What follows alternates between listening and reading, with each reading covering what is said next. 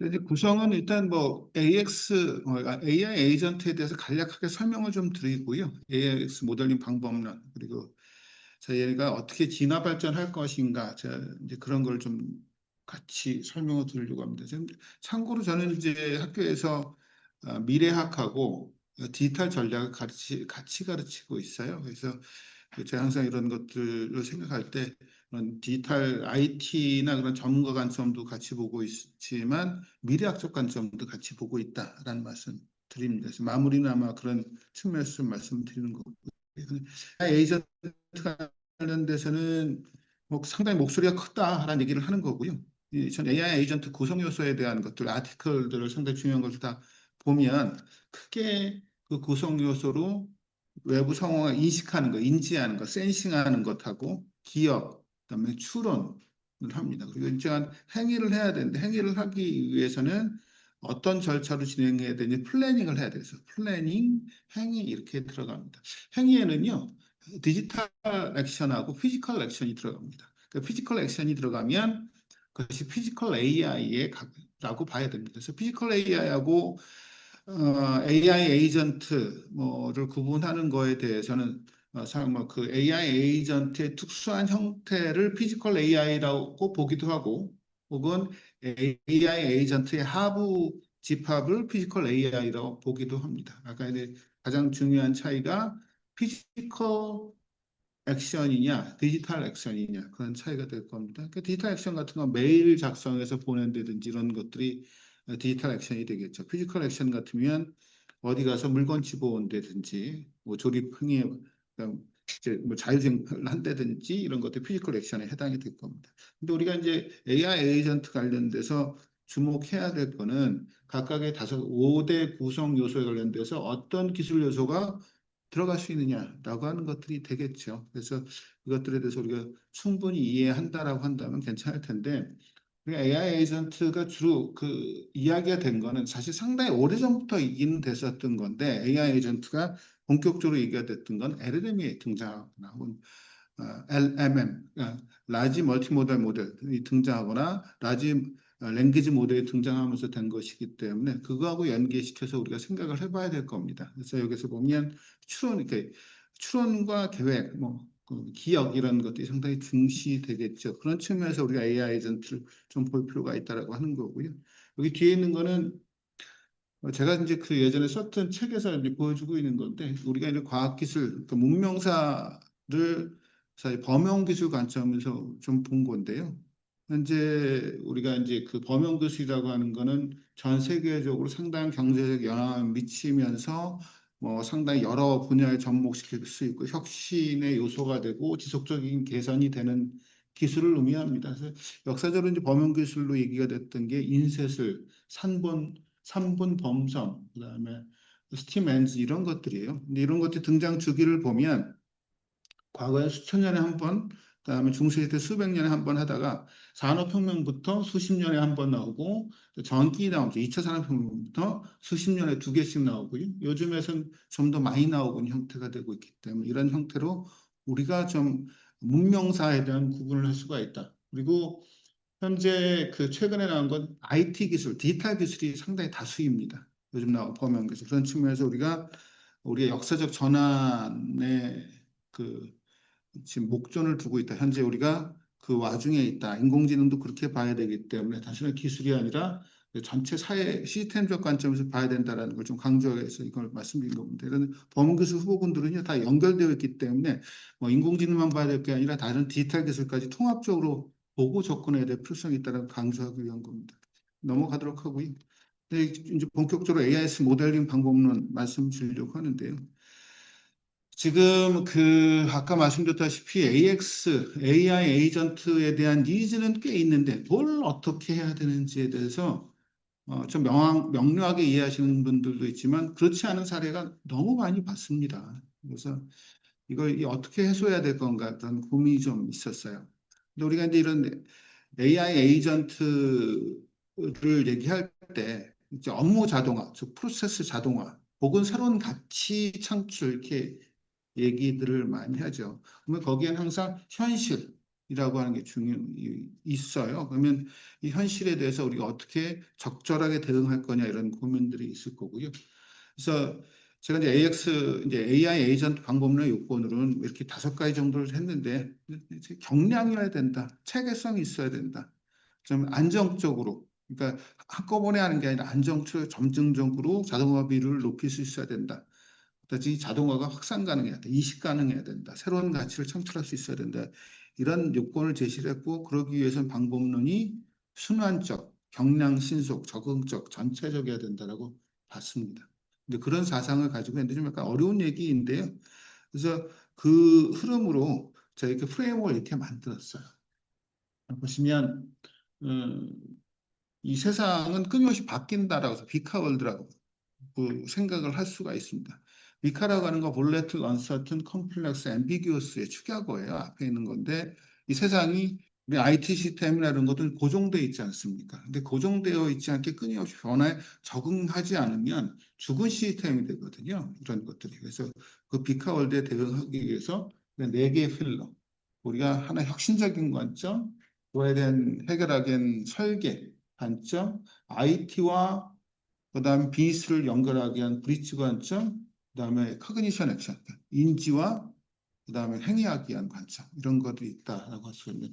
커그니션 액션은 뭐 다른 거 아니라 우리가 프롬프트 엔지니어링을 좀 중심으로 볼 수가 있고 그래서 그거 궁극적으로서는 비스 밸류를 지향을 하게 될 겁니다.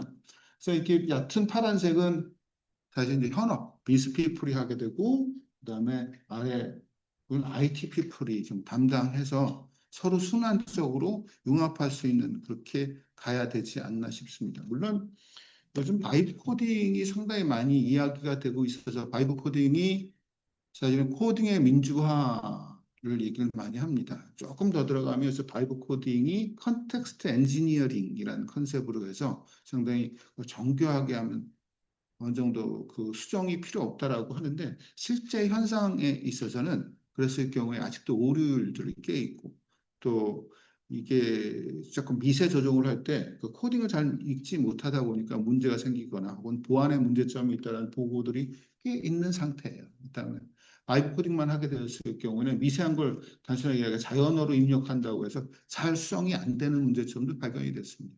그래서 바이브 코딩이 코딩의 민주화라는 관점에서 괜찮지만 매우 책임 있는 코딩을 해야 될 때는 전문가와 협업을 해서 해야 될 수 있는 그런 측면이 있기 때문에 IT 피플이 일정 수준 계속 참여를 해야 된다라고 하는 게 제 생각입니다. 물론 과연 IT 피플의 정의나 전문성이 과거와는 많이 달라졌다라고 하는 것도 우리 생각을 할 수가 있겠죠. 그래서 아까 이거는 전체 프레임이고요. 제가 이제 이런 것들을 이렇게 방법론으로 해서 여기 이제 그 하나가 페이지고 페이지면 이노베이션 페이지에서 5개의 태스크로 구성이 되는 형태로 했습니다. 그래서 각각의 아, 그 중요한 그런 것들에 대해서 좀 설명을 좀 드릴 건데요. 하나 이제 그 말씀을 드리면 이노베이션의 가장 핵심적인 니즈는 뭐냐면 현업분들한테 우리가 이제 그 AI 도출하려면 AI 적용 아젠다를 뽑아야 되잖아요. 근데 이분들한테 이거 당신 업무에서 뭐 시민은 어떤 시민 쪽에서 혹은 뭐 정책 엔터프레너들 이런 것 AI를 접목할 게 뭐가 있을까요? 라고 물어보면 답을 잘 못합니다. 근데 답을 하더라도 너무 IT에 대한 난리지나 AI에 대한 난리지가 없이 어떤 경우에는 상당히 모호하거나 혹은 상당히 먼 미래나 달성이 가능한 기술을 가지고 얘기하시는 경우가 적지 않아요. 그래서 이 단계는 사실은 그런 걸 물어보는 게 아니라 너 궁극적인 니즈가 뭐니? 라고 하는 걸 물어보는 거죠. 그러니까 AI 뭘 할지를 물어보는 게 아니라 지금 당신이 고통스러운 게 있을 수 있는 거, 혹은 정책 가치를 얻을 수 있는 게 뭐예요? 당신 업무에서 어떤 게 모순이 돼요? 라고 물어보면 그것이 하나의 잠재 니즈가 되는 거예요. 그래서 그 이제 질의사항을 그 잠재 니즈를 발굴하고 정리하는 게 이노베이션 페이지인데 왜 이노베이션이라고 했냐면 이 질의 항목의 그 프레임이 가장 이렇게 이노베이션 유형으로 나눴어요. 이노베이션이라고 하는 거는 비즈니스 모델. 비즈니스 모델은 우리가 정책 모델하고 동의어입니다. 구조가 비슷해요. 비즈니스 모델이나 정책 모델, 프로덕트, 프로세스 이노베이션, 마케팅 이노베이션, 뭐 이런 것도 이노베이션이 다 5대 0, 6대 0이 있거든요. 그런 걸 기준으로 우리가 질의를 해볼 수 있는 거죠. 그다음에 이런 질의는 잠재 니즈는 뭐가 되냐면 그 자체가 답이 되지 않아요. 다양한 대안이 나올 수가 있거든요. 그거를 근본 원인을 탐색하고 다양한 대안들을 설계하는 게 디자인입니다. 거기서 우리 AI 에이전트를 할 만한 게 있다라고 한다면 브릿지 단계에서 프로세스 모델을 하고 그거를 한번 시연 단계에서는 실제 구현해 보는 그런 단계입니다. 근데 LLM 기반으로 우리가 그 AI 에이전트를 만들 경우에는 물론 이게 입력과 뭐 출력이 DB에 들어갈 수도 있고 뭐 그렇긴 한데 전체 여러 에이전트들이 연결고리를 가지고 갈 수 있는데 가장 그 안에 있는 건 프롬프트 엔지니어링이에요. 프롬프트 엔지니어링은 프로벌리스틱 그 프로그래밍 혹은 소프트웨어 2.0이라고 불려지는 부분이기 때문에 단순하게 물어보는 게 매우 구조화되어서 단계적으로 물어볼 수 있는 상태가 돼요. 이제 그런 것들이 인지 체계로 우리가 고민해서 컨디션 앤 액션 단계 진행을 하게 됩니다. 뭐 AI 인프라 이런 것들도 우리가 생각해 볼 수가 있겠죠. 그래서 제가 여기 있는 모든 태스크를 다 설명드리지는 못할 거고요. 중요한 태스크에 대해서 가지는 우리가 고민들 뭐 이런 것들에 대한 얘기를 좀 해보려고 합니다. 그래서 이 방법론 자체에 대한 단계들은 제가 이렇게 쭉 설명을 드렸어요. 이런 것 보시면 될 것 같고요. 데이터에 대한 것은 이거는 어떤 컨셉이냐면 여기 그 분류를 보면 비즈니스 이노베이션, 고객 경험 마케팅 또 이노베이션 뭐 이런 것도 있고 거기에 좀 더 상세화했고요. 그다음에 그 위에 칼럼 보시면 고통 하나, 새로운 일 이런 거 밸류 세터 뭐 이런 책들이 있습니다. 비즈니스 모델 캔버스나 그 저자 노스터가드나 이런 분들이 가장 핵심이 비즈니스 그 밸류 프로포지션 즉 비즈니스 모델이나 정책 모델은 시민이나 실제 고객한테 어떤 가치를 줄 거냐라는 고민하는 거고 그 가치의 2대 핵심은 기존 고통을 완화하는 거. 새로운 이익을 어떻게 줄 거냐라는 고민이 있거든요. 그 모순 파악은 발명 방법론. 그다음에 탐색 및 발견은 데이터 기반 이런 것들로 지리를 만들어놨습니다. 이거 지금 약간 동그라미라고 하는 건 지리를 다 만들어놨다. 그 지리를 그 사실 어떤 분들한테 우리가 물어보느냐라고 하는 걸로 좀 약간 커스터마이징을 좀 줄여가지고 물어보는 거죠. 그 우리 시민께서는 정책 특정 이제 그 담당하시고 있는 정책이 있죠. 그럼 정책 관련돼서 어떤 게 가장 힘드세요? 이건 어떤 걸 개선하면 가장 큰 이익이 되겠습니까? 정체가 어떤 모순이 있죠? 이렇게 물어봤을 때 좀 더 예전 같은 AI로 뭘 할 거예요라고 질문하는 것보단 답하기가 쉬울 거다라고 생각이 들어요. 근데 지금 제가 질문하는 게 그 말씀드린 게 약간 모호성이 있을 수 있는데 그 맞춰서 우리가 그 누구한테 듣느냐, 질문하느냐에 따라서 이거를 좀 더 정비하고 정론해서 즉각적인 답을 할 수 있도록 질문을 좀 만드는 형태로 가서 설문조사를 집단적으로 하게 되면 어디서 좀 더 그 계량적 이제 그걸 모았을 때 설문조사를 할 때 계량적으로 어느 부분들을 가장 공통적으로 고통이나 혹은 개선점을 생각하시는구나라고 아실 수 있을 거예요. 이런 틀입니다. 네. 그 보통은 그 해외 경우에는 어떤 식으로 이제 많이 어프로칭을 하냐면 미국의 그 우리나라를 보면 그 대통령 기록관에 대응되는 조직에서 상당히 설문조사를 많이 한 게 있는데 직접적으로 어떤 거를 LLM을 적용할 수 있습니까? 라고 이렇게 쭉 물어봐서 상당히 방대한 걸 했어요. 그래서 이제 그런 거는 제가 봐도 그런 어프로칭도 괜찮을 것 같고요. 또 일부 우리나라 이제 ISP나 그 LLM 관련 것 도입하는 거에 대해서는 BPR 기반으로 얘기하는 경우도 좀 있습니다. 이건 흔히 BPR로 한다고 하는 거는 가장 많은 사람들이 그 많이 사용하는 프로세스를 집중적으로 우리가 LLM을 적용하겠다 그런 형태가 되는 거거든요. 그런 사례도 있는데 제사가 하는 거는 이거는 IT나 직접적으로 물어보는 게 아니라 전 비즈니스 쪽에서 혹은 정책 사이드에서 보다 근원적인 질문을 하는 게 타당하겠다라고 판단해서 이렇게 질문을 하는 거고요. 그래서 다시 말해서 너무 많기 때문에 좀 적정하게 줄여서 질문한다라고 하면 상당히 괜찮은 함의가 나올 거라고 생각이 듭니다. 그래서 그거에 대한 설명을 좀 드린 거예요. 그 영역에 대한 설명을 드린 거고요. 그 다음에 질문 트랙에 대한 설명을 드린 겁니다. 이제 지금 기본적으로 세팅은 제가 전체 질문 세트는 있는데 좀 추상적이라서 그 해당 사항에 대해서 상당히 정리하고만 해야 좀 쓸모가 있을 거라는 생각은 드는데 이런 구성이다라는 걸로 좀 생각을 해볼 수가 있습니다.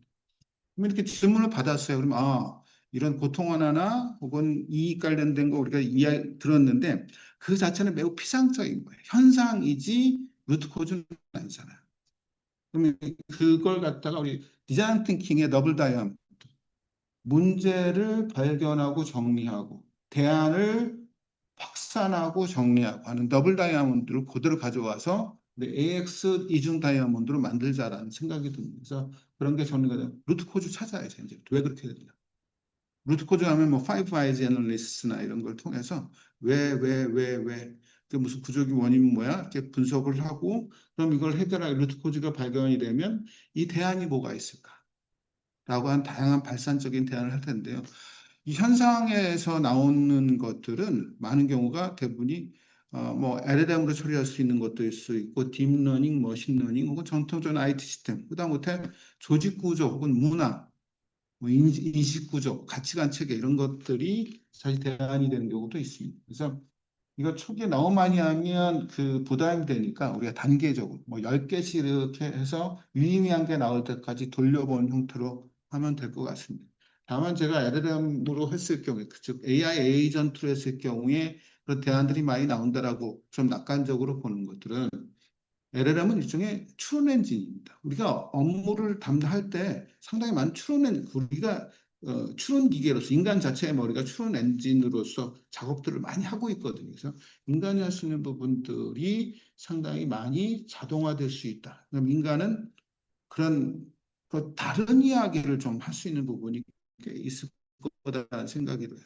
약간 다른 여기 장편은 없지만 다른 이야기로 작년도에 WF의 더 퓨처 잡 리포트에서 미래 역량에 보면 지금 떨어지는 게 글쓰기 역량. 그러니까 중요도가 떨어지는 거예요. 지금도 덜 중요하고 앞으로 덜 중요한 게 글쓰기 역량, 다중언어 역량 이런 것들이 있었어요. 그 전에는 다중언어 역량이 상당히 높았었거든요.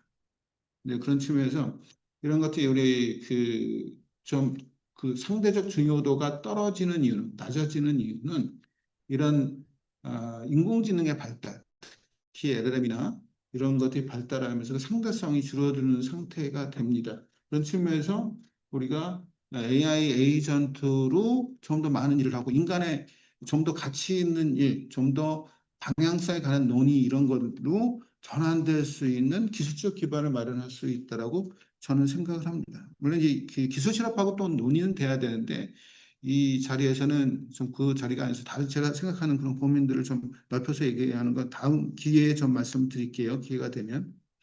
그러면 우리가 AI 이제 그런 걸 하면 사실 LLM을 선정을 해야 돼요. 근데 많은 분들이 프론트 LLM만 생각하는데 이 LLM들이 상당히 아주 백가쟁명합니다. 어제 좋았던 게 뒤로 밀리고요. 오늘 좋았던 게 내일 또 뒤로 밀릴 수 있어요. 그래서 또 우리가 좀 다른 얘기이긴 하지만 우리가 LLM의 가장 큰 문제가 그 실시간 정보를 파악을 못하는 부분이 있잖아요. 그래서 그걸 갖다 대안이 파인 튜닝하고 락은 리트리버 오그멘티드 제너레이션의 약어예요.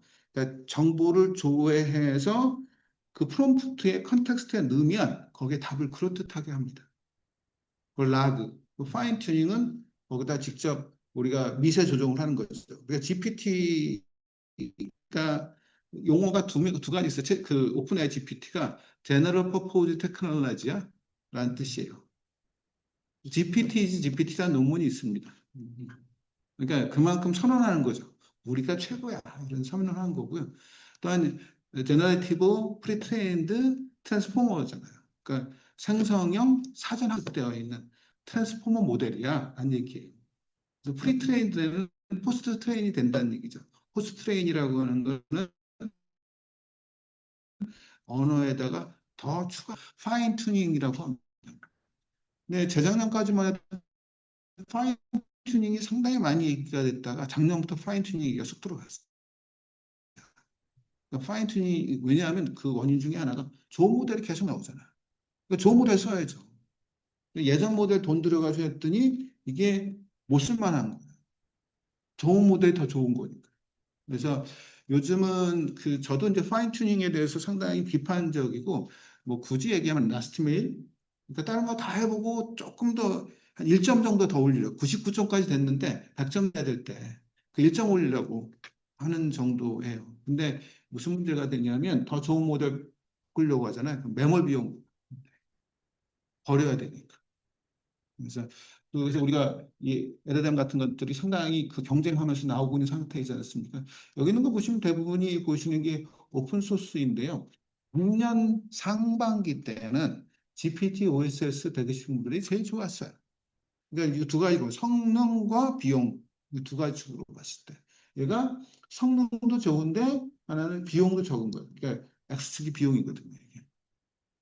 이게 효율성 이게 비용이라고 보시면 돼요. 이게 더 이렇게 나왔는데 요새는 비용은 모르겠는데 성능은 쿠엔이 작년 말에 쿠엔이 제일 좋았고요. 올 상반기는 또 조사해 봐야 됩니다. 매번 아주 엎치락뒤치락합니다. 경쟁들이. 그래서 제가 GPT-OS 120P 모델 한번 써봤는데 그럴듯해요. 진짜 그럴듯해요. 그래서 이게 챗GPT 4.5 정도의 성능을 갖고 있다라고 해요. GPT-OS 120 모델. 우리가 이제 이걸 왜 말씀드리냐면 이제 그 AI 에이전트를 트론 모델을 활용을 할 때 다양한 모델을 사용을 하게 되는데 하나만 쓰지 않습니다. 멀티 에이전트, 멀티 LLM을 써야 되기 때문에 하게 되는데 이때 적정한 LLM 모델을 선정을 해야 돼요. 이제 지금 이런 하나의 예시로 우리 할 때 어떤 모델 선정할 거, 어떤 기준 선정할 거야라고 하는 기준이 있어야 돼요. 그리고 또 가장 기본이 되는 게 언제든지 바꿀 수 있어야 돼요. 요거가 다 전문 용어로 LLM 라우팅이라고 LLM 라우팅 할 수 있는 기술들이 그러니까 언제든지 쉽게 바꿀 수 있게끔 다 만들 수 있어요. 근데 물론 그 안에 더 들어가면 뒤에도 말씀드리겠지만 프롬프트 엔지니어가 조금 달라질 수 있어요. 이 어떤 LLM을 쓰느냐에 따라서 최적화된 프롬프트가 약간 다를 수 있습니다. 어느 정도 비슷하지만. 그래서 그런 것들에 대한 이해도가 있습니다. 이런 걸 우리가 고민해야 된다라고 하는 거고요. 그러니까 다시 말씀드리지만 하나의 AI 에이전트 나오건 이런 걸 만드실 때 하나의 단일한 LLM을 쓰는 게 아니라 상당히 여러 개의 LLM을 구조화돼서 여러 단계로 쓸 수 있고요. 혹은 어떨 때는 하나의 질의를 여러 LLM한테 물어볼 수도 있습니다. 그렇게 해서 우리가 어떤 확률적 신뢰도를 높이는 형태로 가져갈 수가 있어요. 이런 그 GPTOS 120 모델의 특징을 좀 했고요. 그리고 그다음에 이런 걸 아까 얘기했던 LLM 라우팅이나 이런 걸 하려면 AI 에이전트를 위한 프레임워크가 있어요. 이런 예시입니다. 랭체인, 랭그래프. 이제 랭체인 다음에 랭그래프가 나왔는데 랭그래프가 거의 대세이긴 해. 근데 다른 것들도 많이 쓰입니다. 적정하게 복합적으로 씁니다. 자, 랭그래프를 쓰게 되면 좀 그 난리지 그래프 뭐 있잖아요. 예를 들어서 이번에 그 클로드하고 팔란티어하고 협업해서 이러한 침공을 할 때 작전 시뮬레이션이나 뭐 검증했다고 하잖아요. 근데 어떻게 되는 거냐면 난리지 그래프는 이 노드와 노드 간의 릴레이션십을 의미적으로 계속 부여를 하고 확산적으로 부여할 수가 있어요. 근데 이렇게 되면 긴 추론을 가능하게 합니다. 현재 LLM을 가진 문제와 한계가 얘가 360도로 봐줄 수 있는데 인간보다는 더 넓게 보아주는데 긴 추론이 안 돼요. 긴 추론.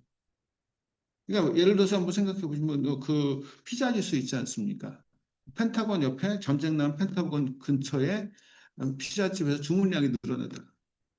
얘는 그건 모르는 거예요. 이게 얘가 이제 좀 학습시켰으니까 알 수 있지만 그러면 펜타곤에 있으면 이 사람들이 펜타곤에 야근이 일어나고 야근이 있으면 누군가 전쟁 준비를 하고 이런 긴 추론이 되는 거잖아요.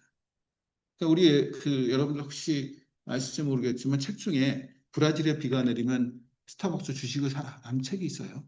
이게 일반 경제학 일반 금융 이론인데 브라질에 비가 내리면 커피 농사가 잘 돼. 커피 농사가 잘 되면 커피의 단가가 떨어지고 커피 단가가 떨어지면 거기서 커피를 구매하는 스타벅스의 마진율이 올라가면 스타벅스 주가가 올라갈 터이니 브라질 비가 내리면 스타벅스 주식을 사라.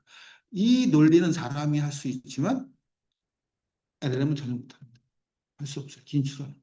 근데 이런 것도 굳이 아주 대중적인 건 할 수 있지만 우리가 그 상식적으로 생각할 수 있는 걸 잘 못하죠. 근데 그런 걸 약간 보완해 주는 게 팔란티어예요.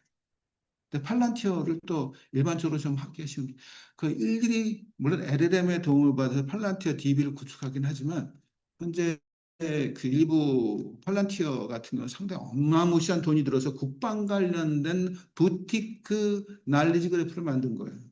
근데 우리나라의 경우에는 그렇게까지 못하니까 할루시네이션 비율을 줄이는 데만 씁니다. 그래서 그런 한계는 있다. 네, 지금 얘기가 좀 번나갔는데요. 이 랭그래프가 이런 난리지 그래프하고 연계시켜서 해줄 수 있는 프레임까지 다 같이 제공을 합니다. 아까 얘기했던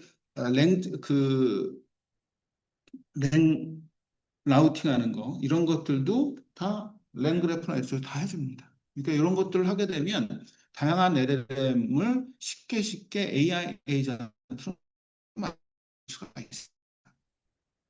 그러니까 우리가 AI 에이전트 만든다고 하는 게 여기서 물른 거를 다른 LLM한테 입력을 넣어서 혹은 여러 개 넣어서 그걸 다 모아서 다 불렀거나 이런 식으로 해서 우리가 좀 할 수가 있거든요. 근데 그런 것들을 중심에 누군가 해줘야 되잖아요. 얘가 이런 걸 해줍니다. 그래서 이런 것들이 생각보다도 너무너무 많아요. 책들도 많아요. 그래서 저희 바이브 코딩해서 이런 것들을 적절하게 제시를 하면 코딩을 다 해줍니다. 이런 것들. 너무 많죠. 더 나올 겁니다. 그렇죠. 각각의 특장점이 다 있겠죠. 그러면 우리가 AI 에이전트 만들 때는 어떤 프레임워크를 써야 될지란 고민이 될 텐데 가장 일반적으로는 랭그래프를 씁니다. 랭체인이 좀 전 버전이고요. 랭그래퍼가 이후 버전인데 어떻든 이쪽으로 일반적으로 많이 씁니다. 근데 내 요건이나 이런 것 따라 다르겠죠. 이렇게 쓰고요. 근데 이렇게 이제까지 해서 우리가 했는데 아까 제가 여기서 빠진 게 신속 프로토타이핑 하는 게 아까 이게 디자인 단계에 있었는데 빠졌어요. 신속 프로토타이핑은 어떻게 하냐면 우리가 그 IT 시스템 일반적으로 할 땐 DB의 흐름이나 데이터의 어플의 흐름은 머릿속으로 어느 정도 명료하게 돼요. 근데 프롬프트를 하게 되면 이게 참 불명료하지 않습니까? 답이 나올지 안 나올지. 근데 이거를 하나의 이제 흐름을 한 다음에 프롬프트 엔지니어링을 해서 내가 랭그래프가 하듯이 일일이 넣어놓고 빼고 출력 거기다 또 다른 데 넣어놓고 해가지고 아웃풋이 어떻게 되는지 검증 가능. 쉬운 거예요. 생각보다. 신속 프로토타이핑. 그리고 지금 오픈 소스 LLM 어떻게 써요? 라고 할 수 있지 않습니까? LLM 그 오픈 라우터라고 하는 사이트가 있어요. 오픈 라우터. 거기서 보면 현재까지 나와 있는 오픈 소스 웬만한 것들은 다 거기서 써볼 수 있습니다. API로도 접근 가능하고요. 가격도 쌉니다. 그다음 내가 직접 쳐서 볼 수도 있어요. 그러니까 챗GPT 같은 경우 GPT OSS 120p 모델은 웬만한 컴퓨터에 좀 안 깔려요. 상당히 커야 됩니다. 그러니까 제가 20p 모델은 깔아봤는데요. 120 모델은 제 노트북에 안 깔리더라고요. 그러니까 좀 약간 메모리 용량이 상당히 커야 되고 그것도 GPU가 좀 커야 되지 않습니까? 쓰고 싶은데 못 쓰잖아요. 그러면 오픈 라우터 가서 보면 GPT 120 모델 쓸 수 있도록 해놨어요. 다. 근데 그렇게 써서 한번 검증해 보는 거예요. 그래서 이렇게 이제 그 정도 하고 그러면 우리가 이제 실제 이 브릿지 단계 IT 가이하고 비즈니스 가이가 만나는 분이 여기입니다. 우리가 AI 에이전트는 에이전틱 플로우 이렇게 얘기를 하는데요. AI 에이전트는 좀 약간 협의로 얘기하면 우리가 업무를 수행할 때 태스크에 해당이 돼요. 그 AI 에이전트가 연결되는 게 에이전틱 플로우 혹은 에이전트 오케스트레이션이라고 불러요. 그럼 우리가 실제 업무를 얘기할 때 단순한 태스크를 얘기할 게 아니라 이거는 어디까지 그 AI 에이전트 서로 연결돼서 하고 어디서 사람이 휴먼 인더 루프 혹은 사람이 검증하고 확인해주고 해주는 부분들이 프로세스로 그려져야 돼. 그 얘기하는 겁니다.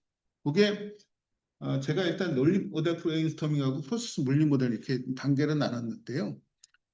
이제 이거는 논리는 IT 스타일이 아니라 이렇게 논리적으로 흐르는 걸 얘기하는 거예요. 그래서 논리적으로 흐르면 그 사람하고 이렇게 흘러갑니다. 그럼 자연어로 비즈가이하고 IT가이하고 자연스럽게 대화를 나누면서 이렇게 가는 게 맞습니까? 라고 확인해 볼 수가 있게 되는 것이죠. 이 사례를 보시면 제가 이제 어, 그 한국공항공사에 보면 한국공항공사의 업무 중에 하나가 임대 그 공간을 빌려주는 서비스가 있어요. 그러면 그 영업점 임대 서비스.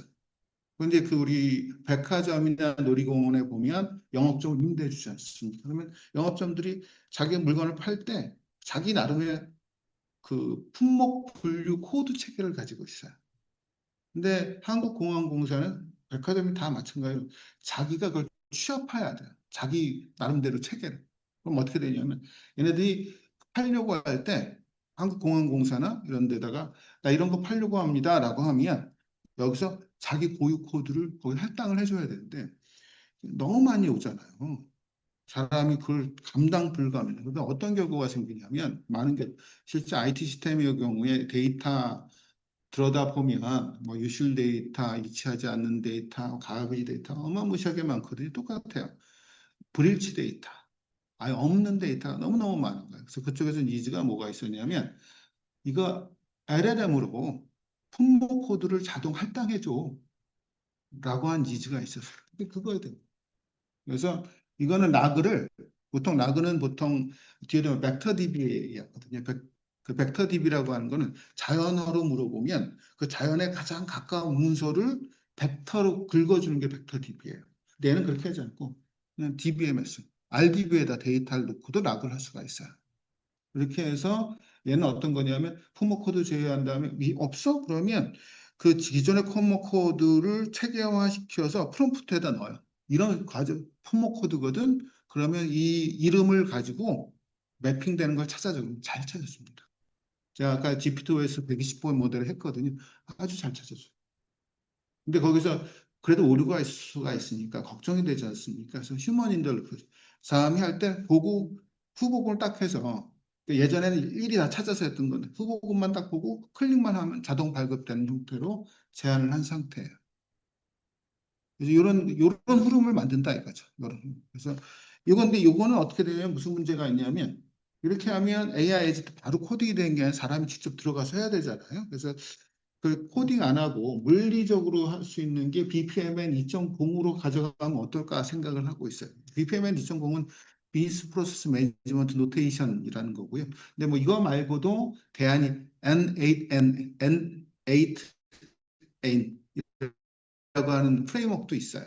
혹은 그냥 이런 아까 있는 거 그냥 보고 그냥 코딩해도 상관없습니다. 근데 제가 이렇게 사는 거는 반드시 이게 유일한 대안인 것 같지는 않은데 좀 더 고민해 봐야 되는데 이런 그 BPM의 2.0 그 디자인 툴 중에 대표적인 게 코문다하고 플로블이 있어요. 코문다는 상용, 플로블은 오픈 소스인데 얘 디자인 툴을 쓰면 랭그래프에 그대로 연결이 됩니다. 그게 그대로 코드화 된다는 얘기를 하는 거예요. 그런 측면에서 유연성이 좀 있는 것 같아서 이렇게 좀 제시를 했는데 이 문제는 뭐냐면 이 BPM의 2.0이 학습 커브가 좀 가팔라요. 막 배우는데 힘들다는 거죠. 배우는데. 그래서 그런 한계가 있어서 반드시 할 건 아니고 약간 대규모의 경우에는 활용을 하고 그렇지 않다면 굳이 이걸 활용할 필요는 없겠다라는 생각을 하고 있습니다. 그래서 하나 참고 정도로 보시면 돼요. 그래서 이제 이런 것들 좀 보시면 되고요. 또 잠깐만요. 그래서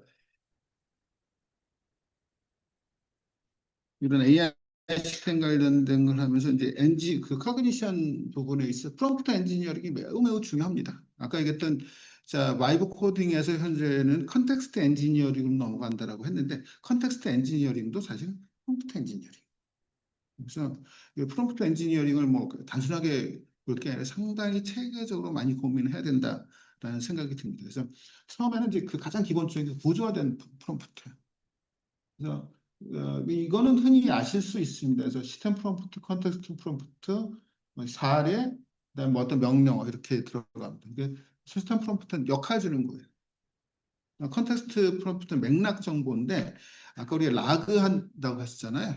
라그 할 때 그 라그 정보가 컨텍스트 프롬프트에 들어가요.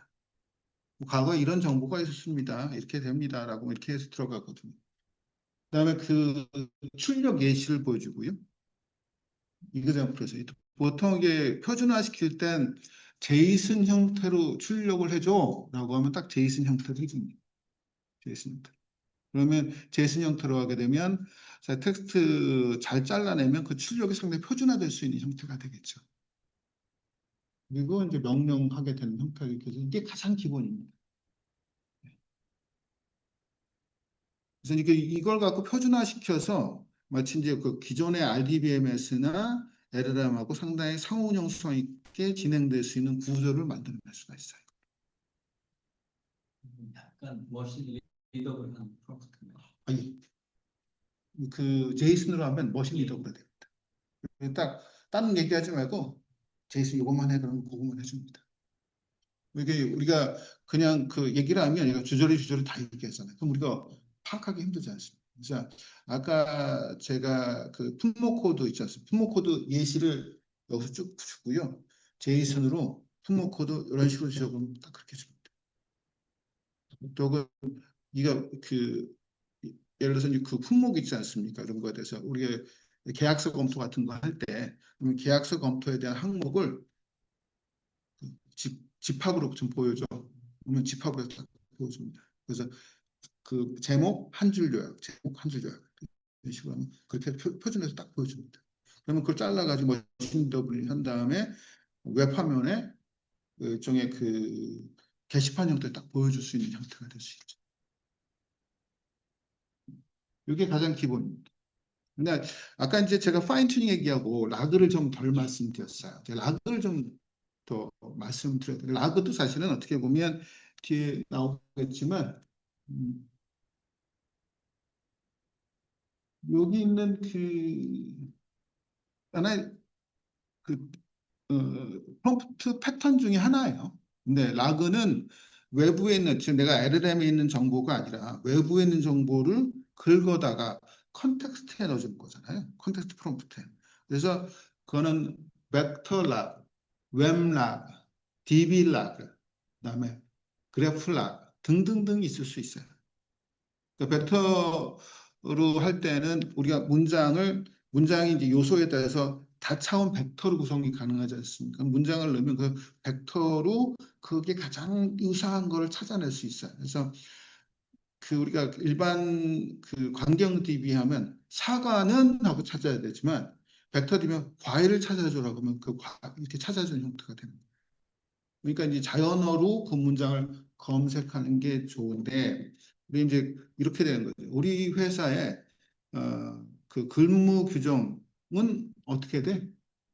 그러면 그 얘가 학습을 하지 않았으니까 근무 규정을 검색해서 그 컨텍스트에 넣어줘야 되죠. 그럼 근무 규정이라고 하는 거를 벡터 DB에다 넣으면 되는 거죠. 근데 문제가 또 뭐가 되냐면 문장 단위 어떻게 끊을 건데? 그걸 처닝이라고 합니다. 문장을 어느 단위로 끊을 건지. 상당히 다양한 전략들이 있습니다. 생각보다도 그거에 대한 고민들이 꽤 있어서 원하는 만큼 결과가 안 나올 때가 꽤 있습니다. 그래서 사실 이제 내부에 있는 데이터를 전부 다 잘 정비해서 벡터 DB에 올리는 것도 상당히 큰 부담이에요. 그 고민이 또 있고요. 하나는 저는 이제 그 RDB에 들어가 있는 거를 그냥 긁어다가 넣어도 됩니다. 그 상황이 된다. 굳이 벡터 DB에 안 넣을 수도 있어요.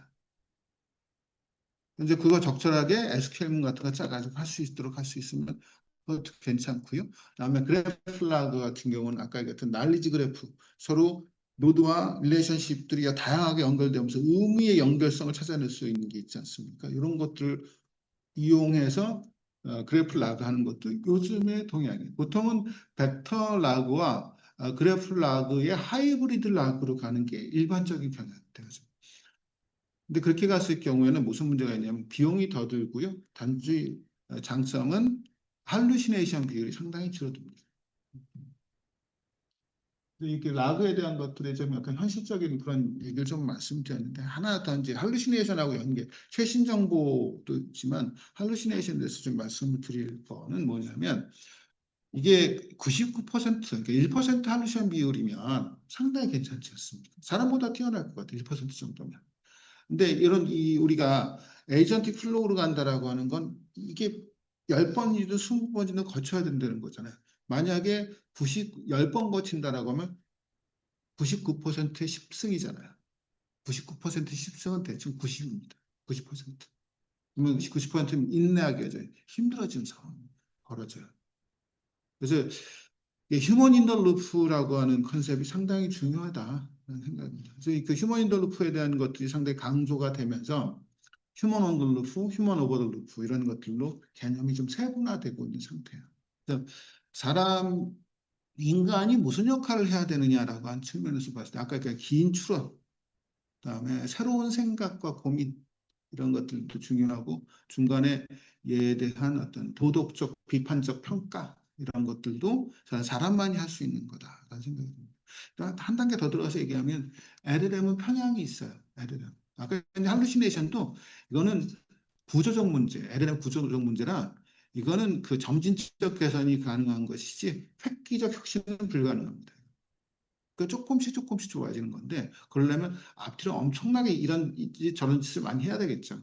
그다음에 아까 현역이라고 하는 건 현재 챗GPT 같은 하버드 쪽에 있는 논문인데요. 챗GPT의 편향은 성인, 남성, 화이트, 기독교입니다.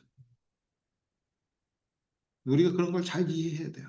그래서 어, 지금 두바이 쪽에 그런 팔콘이라고 하는 LLM이 있는데 그거는 아라빅 쪽 언어 하는 거예요. 근데 왜 각 국가가 자국의 LLM을 만들려고 하느냐라고 하는 건 내 생각과 내 고민을 잘 담아내겠다는 의지도 있는 그런 측면이 있고 물론 독자 AI에 대해서는 여러 가지 논쟁이 있을 수 있습니다. 근데 요즘 뭐 딴 얘기긴 하지만 작년까지 초까지만 해도 상당히 비판적이다가 지금 그 이란전 일어나고 또 세계 글로벌 국제 질서가 다국화, 뭐 심지어 무국화까지 얘기하지 않습니까? 그러면서 이 기정학, 기술적 정치, 그러니까 테크노, 폴리티컬한 그런 측면에서 어떤 이게 워낙 LLM이 인공지능이 중요하다 보니까 독자 AI 중요성에 대한 얘기들이 상당히 부각되고 있는 것 또한 현실입니다. 근데 우리가 이제 뭐그 전략적 생각 또 한참 더 얘기를 해야 되니까 그건 또 다른 기회에 말씀드리고요. 그래서 지금 제가 프롬프트 엔지니어링을 좀 말씀드린 이렇게 구조적 프롬프트가 있고요. 또 이런 다양한 형태의 프롬프트가 또 있습니다. 지금 제가 그 시스템 리서치 리뷰, 시스테마틱 리터처 리뷰 관련된 어떤가 90몇 개를 얘기해요. 90몇 개.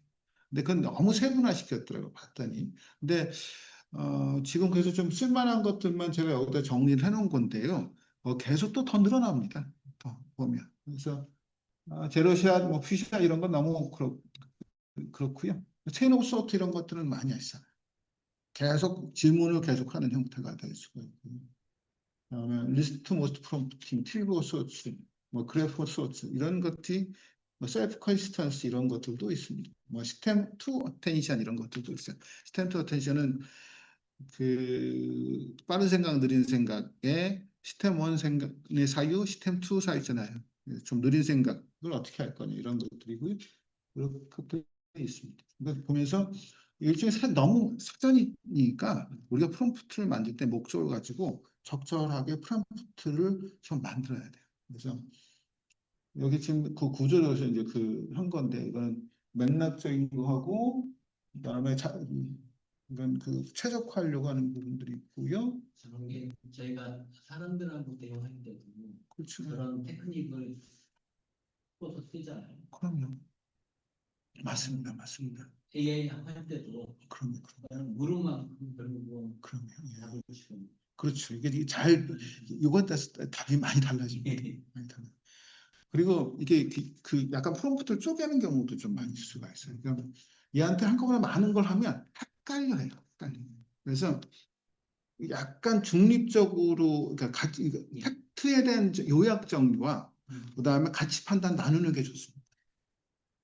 팩트에 대한 요약 정보를 또 하면 판단은 아까 얘기한 다 LLM마다 편향과 고민이 다 다르다고 말씀드렸잖아요. 그럼 LLM 팩트에 대한 요약은 다 어느 정도 비슷한 공통성을 가져요.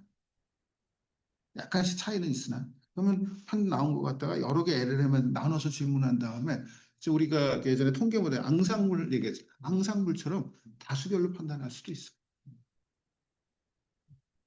근데 그런 측면의 것들이 이 말씀 사람하고 대화 나눌 때도 이런 패턴이 있듯이 얘하고 대화 나눌 때도 여러 가지 패턴들을 고민을 해야 됩니다. 저희가 책 보면은 프롬프트 엔지니어링 네. 꽤 유행했고 네. 책도 나오고 봤는데 맞죠. 이런 얘기는 안 하는 그렇습니다. 그냥 스킬 위주로 가는 거. 하여튼 제가 좀 약간 다시 정비했습니다. 글쎄요. 네, 그래서 그걸 봤더니 우리나라에 나온 책들은 약간 부족하더라고 많이 없고 그래서 제가 논문들이 여러 개 한 다음에 좀 제 나름대로 쓸모 있다고 판단한 것들을 일단 모아놓고 그리고 그 앞에 있는 그분은 좀 그룹핑을 좀 유의미하게 좀 하려고 노력을 한 거예요. 책을 보면 사회가 뭐 설득의 치나 뭐 이런 단어에 사실은 이것도 결국은 프롬프트를 일단 저쪽 건너에 있는 네, AI를 다루기 위한 스킬이잖아요. 그렇죠, 그렇죠. 그것도 되게 심오한 그럼. 어떤 스킬이 필요하다고. 그래서 프롬프트 엔지니어가 지금은 좀 아닌데 초창기에는 프롬프트 엔지니어가 새로운 직업으로 이야기가 된 적이 좀 그래서 있었습니다. 자격증 뭐 네. 근데 지금은 아니야 그 정도는 아니야 정도를 얘기하는 것 같아요. 근데 이제 제가 이제 두 가지 측면 하나는 프롬프트 엔지니어링을 좀 또 고급스럽게 프로볼리스틱 프로그래밍 뭐 소프트웨어 2.0 이런까지 얘기를 한다라고 하면 좀 쉽게 볼 수는 없다라고 하는 거고요. 제가 이제 그 미래학도 제가 강의한다고 하지 않았습니까? 이제 미래학의 가장 큰 공충이 리서치예요. 자신 이제 여러 360도로 계속 명멸하는 미래 시그널을 탐색을 하는데 많은 미래 연구자들이 이런 LLM을 활용을 합니다. 저도 이제 주기적으로 LLM에 제 프롬프트를 엔지니어링 하는 거 가지고 던져서 파악을 해요. 근데 자기가 고생하는 거 하고 하면 너무너무 좋습니다.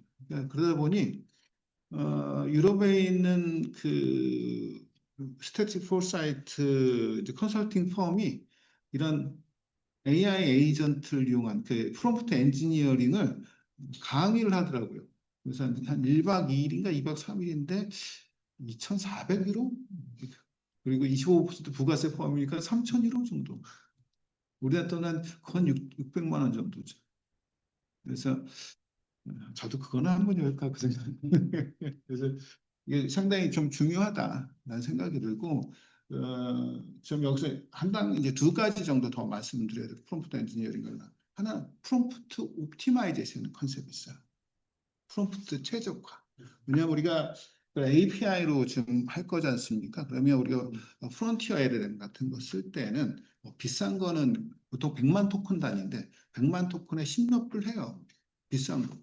인풋하고 아웃풋하고 좀 차이가 있는데 아웃풋이 더 비싸고 인풋이 좀 더 쌉니다.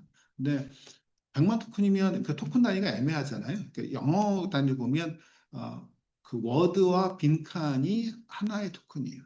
근데 한글은 좀 약간 다르죠. 그래서 안녕하십니까? 그럼 안녕이 한 토큰이요. 뭐요? 하가 한 토큰이고 십니까가 한 톤이 이렇게 되겠죠. 왜냐면 그 의미가 다 다르니까. 그래서 우리나라 기준으로 보면 한 1000워드 정도면 정확하지는 한 6, 700 토큰 정도 됩니다. 그러니까 이게 좀 많이 쓰면 이게 비용 부담이 돼요.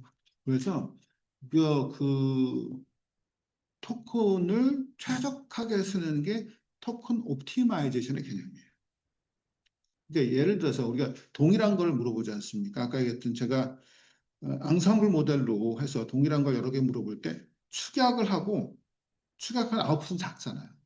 아웃풋은 여러 군데 물어보는 거죠. 근데 전체를 다 물어보게 되면 토큰이 상당히 많이 쓰이겠죠. 근데 그렇게 2단계로 하면 토큰이 덜 들겠죠.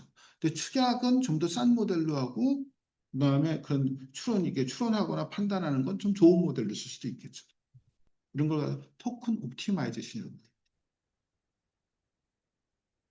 그리고 또 하나는 아주 미세하게 아까도 말씀드린 LM마다 이게 약간 다를 수 있어요.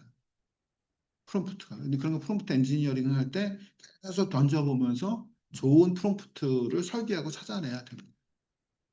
이런 것들이 사실은 우리가 코딩 아까 얘기했던 프롬프트가 아니 그 무슨 게 코딩이라고 하는데 아까 이걸로 해서 인풋 아웃풋 해가지고 아웃풋에 제이슨 파일로 해서 그 DB에 넣거나 그걸 다른 프롬프트에 전달하거나 이런 형태로 구조화시키면 우리가 알겠던 추론 엔진으로서 상당히 큰 작업을 할 수가 있는 거죠. 한번 예를 들어서 우리가 이제 많은 경우에 계약서 같은 거 검토해야 되지 않습니까? 그러면 계약서를 어떻게 해야 되겠어요? 계약서를 긁어다가 인풋으로 넣어놓고 이렇게 할 거예요. 프롬프트. 너는 지금 뭐뭐 기업의 전문 변호사야. 계약 검토 변호사야. 이 계약 검토 관련돼서 우리에 관련돼서 어떤 위험 요소가 있고 어떤 이득 요소가 있고 잠재적 뭐가 있어. 그거를 검토해줘. 그거를 아웃풋의 형태는 위험마다 위험 콜론 한 줄 요약 이렇게 해줘. 그것도 이제 그 똑같은 이걸 나오면 다른 애한테 너는 어, 우리 회사의 레드팀 변호사야. 그 레드팀으로서 이 계약의 문제점을 가장 비판적으로 분석해줘. 근데 아웃풋의 형태는 이래. 그러면 두 개를 그러면 더 머신러닝한 텍스트가 나올 거지 않습니까? 그러면 조합해서 제3한테 이걸 융합해서 만들어줘. 세 번째는 사람 보게 해야 되잖아요. 그러면 그 파트별로 붉은색 칠해가지고 화면에 보여줘야 되는 거죠. 그렇게 하면 하나의 프로세스가 해서 사람이 볼 수 있도록 휴먼 인터로프 관점이 될 수 있잖아요. 이런 게 AI 에이전트의 한 사례가 될 수 있어요. 상당히 은근히 할 수 있는 게 꽤 많이 있습니다. 그래서 저는 정확하게 얘기하면 기존에 화이트 칼라가 했던 업무들의 다수가 이런 식으로 효율화, 자동화될 거라고 보여요. 그러면 화이트 칼라는 그 독일 병정, 이게 우리가 그 예를 들어서 정해진 임무한 독일 병정이 아니라 그리스 전사처럼 자유롭게 움직일 수 있는 창의적이고 철학가이자 전사인 그런 형태로 일을 해야 될 가능성이 꽤 높겠다라고 보는 거죠.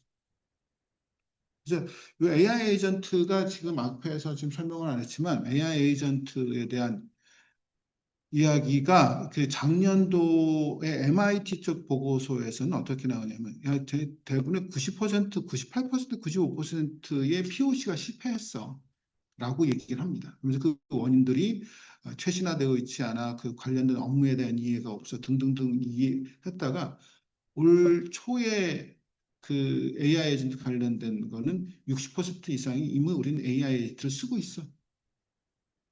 라고 지금 이야기가 나오고 앞으로 100%쓸 거야 라고 이야기가 나오고 있는 상태예요. 그러니까 인간이 할 수 있는 사무직 노동의 경우에 상당히 효과적으로 또 그러니까 새로운 가치를 만들어내면서 뭔가 할 수 있는 부분들이 있기 때문에 이거에 대한 거는 점점 늘어날 거라고 저는 생각합니다. 그래서 이제 이건 좀 약간 모델링 방법론 좀 약간 제가 얘기를 했는데 각각의 태스크별로 좀 사실은 더 들어가 있어요. 그래서 그거를 보실 수 있으면 좀 중요한 태스크만 하긴 했지만, 그래서 이거 갖고 보시면 상당히 도움이 되실 거다라는 생각이 듭니다. 뭐 기대컨대 들으시는 분께서 약간 탄저블하게 좀 이해하실 수 있으면 더 좋겠다. 또 한번 그 하시는 업무에 활용할 수 있겠으면 좋겠다는 생각이 듭니다. 마지막으로 미래 시그널 관련된 말씀드릴게요. 이거는 스프리의 다트예요. 그래서 이건 이제 미래 트렌드 쪽 관련된 것을 정리한 건데 제가 이걸 한 거는 제가 이 작업에 벌써 3년째 다 참여하고 있고 초기에 이거 세팅을 제가 주도를 했었거든요. 이런 그 다트라고 하는 게 퓨처스 레이더, 그 미래 시그널을 레이더처럼 표현을 하는 겁니다. 그래서 가운데 있는 것이수록 현재, 멀수록 미래가 되겠죠. 그래서 보면 2028, 2030, 2038 이렇게 했는데요. 이게 2003년, 6년, 9년 단위가 될 겁니다. 3년, 6년. 이렇게 4, 2, 3, 2, 4, 6이네요. 2, 4, 6. 2, 4, 6으로 좀 되어 있고요. 이게 색깔이 미래 시그널의 유형. 그러니까 트렌드, 이머징 시그널, 위크 시그널. 그 이머징 이슈 위크 시그널, 그냥 크기가 영향도 형태로 이렇게 읽을 수가 있는데요. 에이전트 AI가 지금 현재에서 가장 큰 거니까 영향도 가장 크고 트렌드라고 얘기를 하는 거고요. 그다음에 양자 인터넷 이런 것들이 위크 시그널이고 약간의 중규모 정도의 먼 미래가 된다라고 하는 이런 식으로 하면 이게 우리가 실제 이 끊임없이 변화하는 사회에서 어떻게 변화를 모니터링하면서 실제 기술들을 활용할 건가 이런 것들을 좀 볼 수 있기 때문에 이걸 한번 보여드린 거고 이거는 주로 인공지능 그다음에 IT 그다음에 그 AR, VR 이렇게 그 3대 기술 요소로 지금 한 상태입니다. 그래서 참고하시고 이거는 그 다음에 있는 거는 제가 현재 그 AI 에이전트 비판하고 미래 시그널을 좀 가져온 거예요. 아까 얘기했던 할루시네이션이 99%라 하더라도 10개가 AI 에이전트 흘러가게 되면 그 90%밖에 안 된다. LLM 평양의 챗GPT가 기독교, 백인, 남성, 성인 남성 이런 한계가 있다. 그 다음에 현재 인공지능은 긴 추론이 안 돼. 복합적인 추론이 안 됩니다. 사람이 해줘야 되고 아니면 AI 에이전트를 구조화시켜서 흐름을 만들어주거나 혹은 난리지 그래프를 이용을 해야 되는 한계가 있습니다. 지금 컨텍스트 윈도우라고 하는 거는 얘가 어떤 우리가 입력할 수 있는 길이거든요. 그러니까 얘가 우리가 얘기하면 계속 기억을 하지 않습니까? 아까 얘기했던 거 기억하잖아요. 근데 그게 어떤 컨셉이냐면 여태까지 했던 얘기를 계속 같이 다 묶어서 넣습니다. 묶어서. 근데 일정 길이를 넘어서게 되면 얘를 축약합니다. 컴프레션을 해가지고 그 앞에 넣고 또 새로운 대화를 넣어서 기억을 하게 되는데 이 컨텍스트 윈도우가 제일 큰 게 100만 토큰 정도 돼요. 제일 큰 게. 근데 길게 되면 그 앞에 있는 거 기억해서 잘 기억 못하는 한계가 있어요. 그래서 길다고 해서 잘 되지는 않는다. 한계가 있고 또 너무 짧으면 책 한 권 못 넣잖아요. 책 한 권 넣어야 될 때가 있지 않습니까? 근데 요즘은 책 한 권 넣고 요약해달라면 잘 요약해주기 때문에 한 20만 토큰 이 정도 되면 뭐 그 책 한 권 충분히 되죠. 근데 100만 토큰 좀 약간 부족한 경우도 생길 수 있다. 특히 데이터 애널리시스 할 때는 좀 부족할 수 있다. 그 정도가 되고요. 이제 그 미래에 생각한 웹웨어라는 컨셉이 있어요. 웹웨어. 현재 우리 인간의 뇌세포와 실리콘을 결합해서 만든 걸 웹웨어라고 합니다. 좀 이름이 기억하기 쉽죠. 소프트웨어, 하드웨어, 웹웨어. 그래서 지금은 거의 TRL, 테크니컬 레디니스 레벨로 보면 한 3, 4 정도 수준. 그러니까 실험실 수준이 있긴 하지만 그래서 뇌세포 수천 개 정도 갖고 하고 있고 여러 가지 한계는 있으나 이게 가장 중요한 게 우리 뇌가 에너지 효율성이 상당히 높잖아요. 그래서 이게 지금 웹웨어의 경우에 현재 어, 전력 이런 문제들에 대해서 대안 돌파구가 될 수 있을 거다라는 짐작이 좀 있어요. 이것 때문에 뭐 딴 얘기긴 하지만 일론 머스크는 우주에다가 데이터 센터 만든다 이런 주장도 하죠. 근데 기술적으로는 가능하나 비용 타당성은 현재로는 없습니다. 그래서 아주 먼 얘기 정도예요. 그다음에 작년도에 AI 에이전트 파운데이션 모델에 대한 논의들이 꽤 있었어요. 이제 우리가 AI 에이전트가 상당히 중시되다 보니 파운데이션 모델, 기본 모델 만들어가지고 그 위에서 표준화시켜서 개발하자 그런 논의가 있고 그거에 대한 요구사항이나 이런 요건들을 여러 학자들이 같이 논의한 아티클 집이 나왔습니다. 그다음 미국의 니스트는 AI 에이전트 스탠다드 이니셔티브를 공식 출범을 했어요. 이거는 AI 에이전트끼리 A2A, 에이전트 투 에이전트의 컨셉이 되면 서로 그 인터페이스가 표준화돼야 되니 그 얘기를 하는 거예요. 그래서 이게 뭐 나를 밝히는 난 신뢰할 수 있어. 나 과금화 인터페이스 나 돈 내라고 할 때 그 이런 것들이 여기에 이제 포함되어 있는 것 같아요. 어떤 스타일, 아까 프롬프트 요번에 비슷하게 돼 있나요? 그러니까 거의 리더가. 아마 이제 그 전송하는 표준화돼 있을 거고 예. 그다음에 나를 증명하기 위한 것들이 뭐 블록체인도 가지고 뭐 이렇게 예.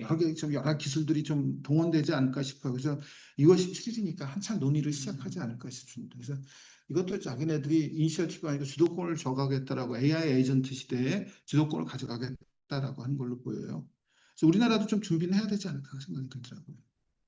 그래서 이거하고 연계시켜서 간다든지 우리가 확대해서 간다든지 이런 생각들 해야 될 거고 또 한 가지 뭐 딴 얘기긴 하지만 그 우리가 표준화 할 때 미래학 보통 우리나라 수행 쪽으로 표준화하잖아요.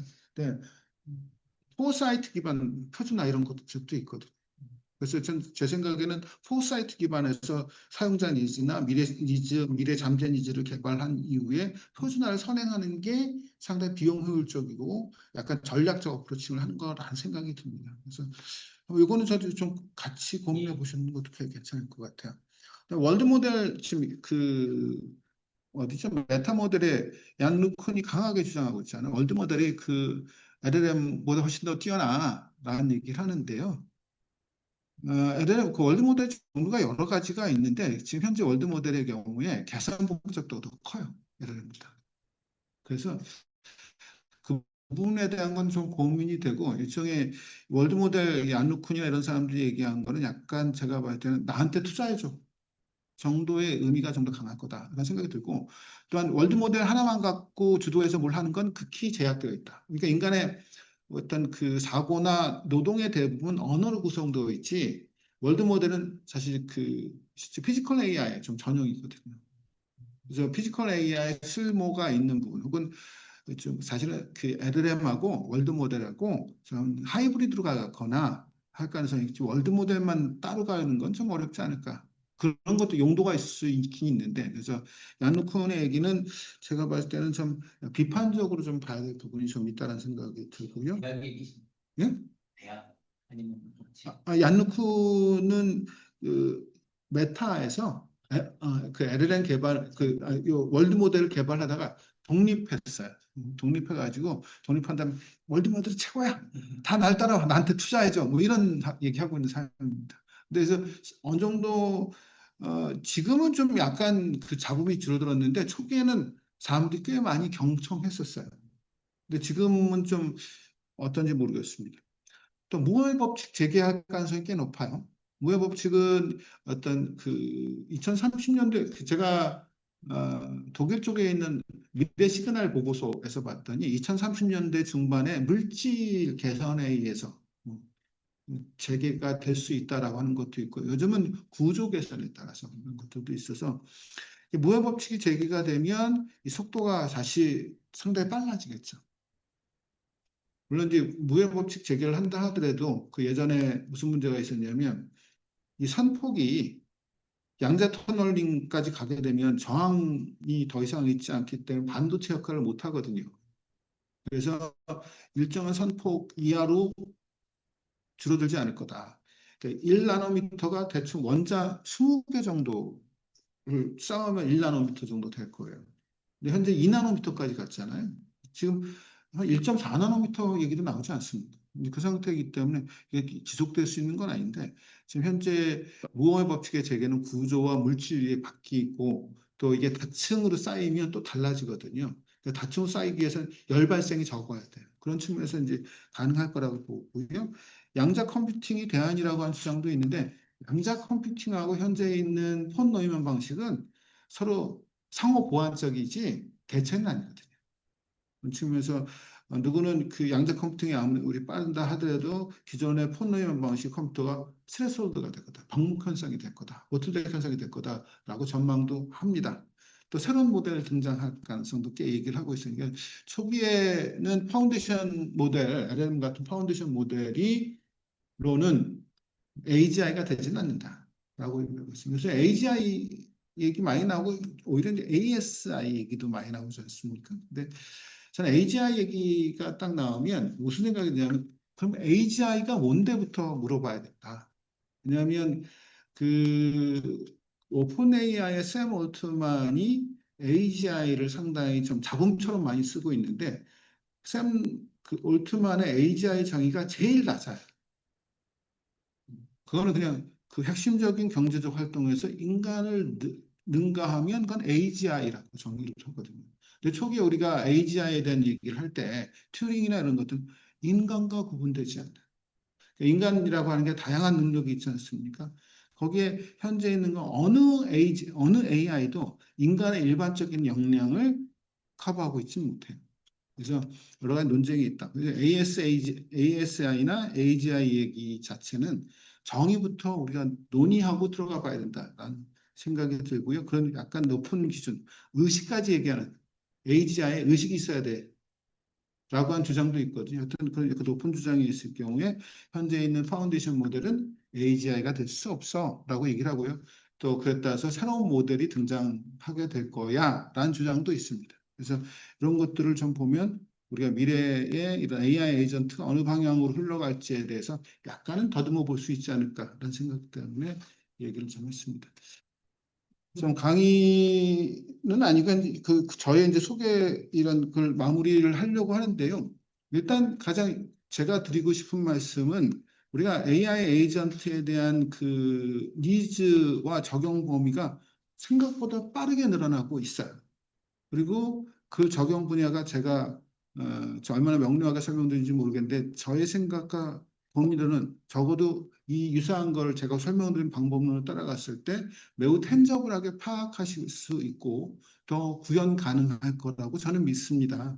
그래서 여러분들 사업하는 데 있어서 또 여러분들이 정책을 만들고 비즈니스 모델을 만들고 정책 모델을 만드는 데 있어서 이 제가 소개해드렸던 방법론이 작은 도움이 될 수 있을 거라고 저는 확신합니다. 경청해 주셔서 감사합니다.